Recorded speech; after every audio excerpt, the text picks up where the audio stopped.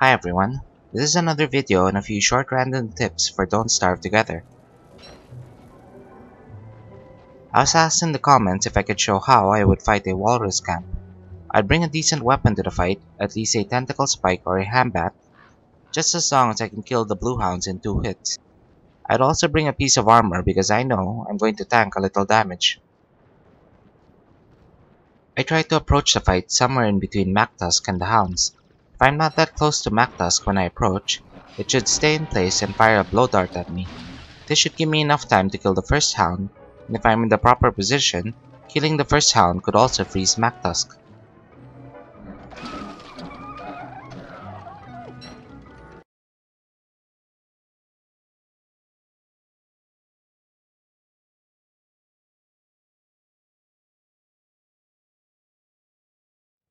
If I am unable to freeze MacTusk, the fight is still pretty easy. After killing the hounds, I will immediately chase MacTusk in any direction away from the walrus camp.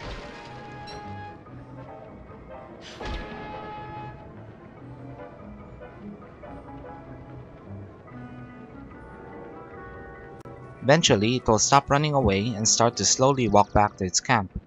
This will give me a lot of time to stunlock MacTusk and end the fight.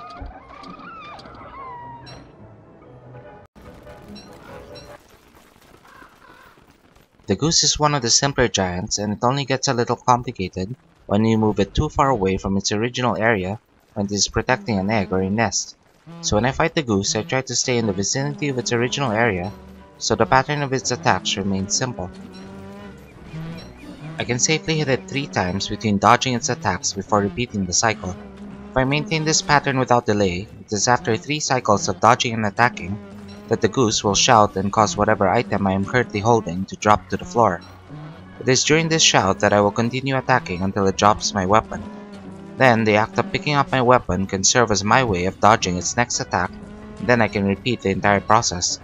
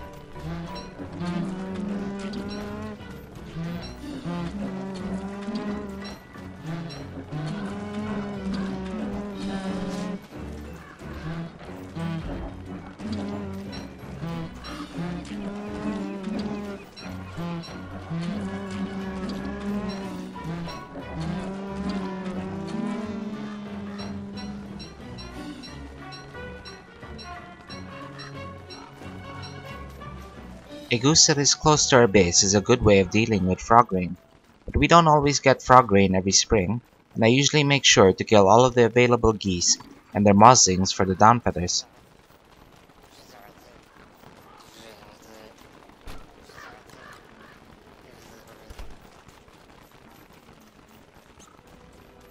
My favorite way of fighting the goose later in the game is with an ornery beefalo. We don't need to carry anything in our hand slot when fighting with a beefalo, and so the shout that would normally drop our weapon has no effect. Instead, we can just continue attacking the goose while she makes that sound.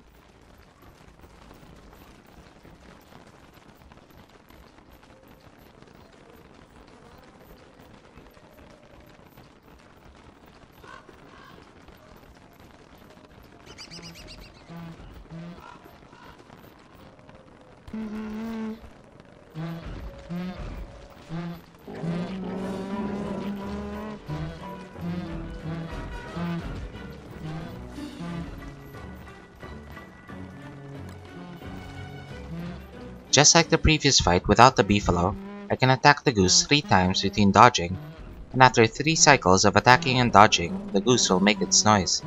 During this time, I will attack it 6 times between dodging and repeating the entire process.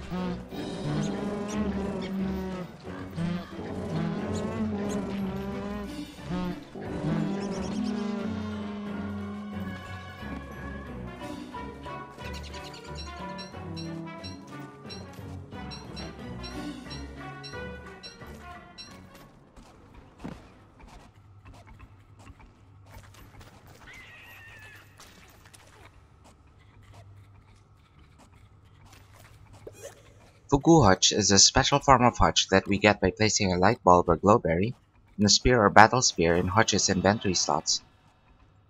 This is perfect for fighting the big tentacles. The baby tentacles that spawn around the big tentacle will instantly die from attacking Hutch in this form.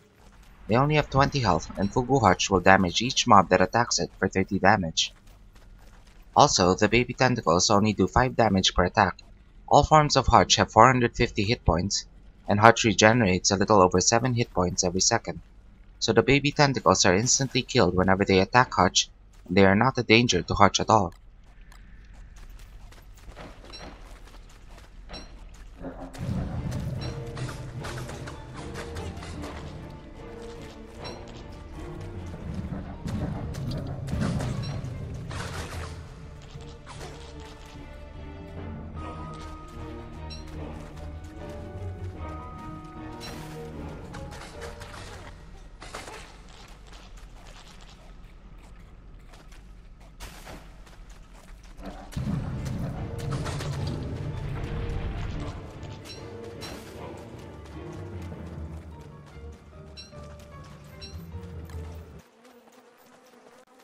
Creating Tumbleweed Farms is more of a luxury. The time it takes me to create them isn't really worth it, but it is something to do that at least provides a small benefit in the long run. Tumbleweeds can spawn from invisible points in the desert biome, which makes it very difficult to determine the spawn location. In order to find one of the tumbleweed spawn points, I can put down a lot of fences and create small pens all over the desert biome, in the hope that tumbleweeds will spawn in a few of them. The fences can be one space apart because tumbleweeds, like koalefants and bald goats, will not naturally fit through just one open space.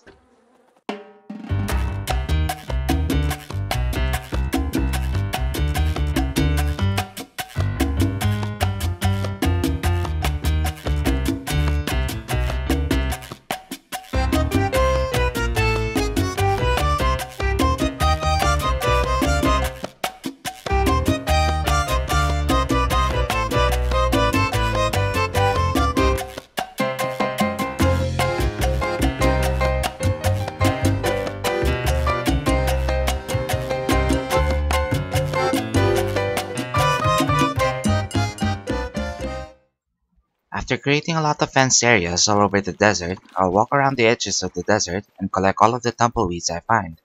Then, I can return later to the fences to see if any tumbleweeds are trapped inside of them. Every fenced area that has at least one tumbleweed will mean that I have found one of the invisible tumbleweed spawn points. Occasionally, although very rarely, I might actually see a tumbleweed spawn from one of the invisible spawn points. I can wall the area in right now, or just mark it and build the walls around it later.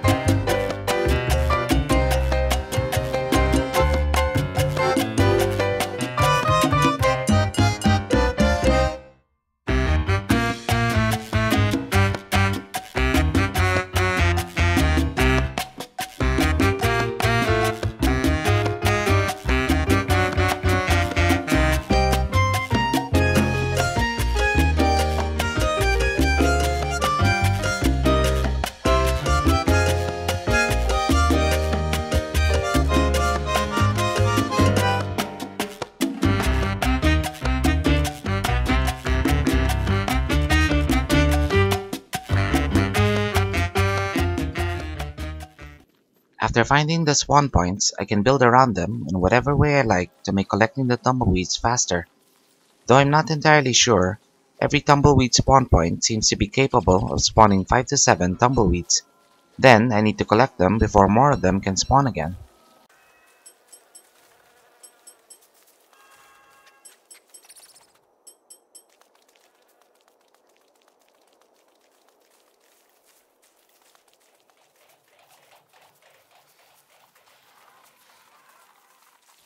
That's all for now guys. Thank you for watching, and I'll see you next time.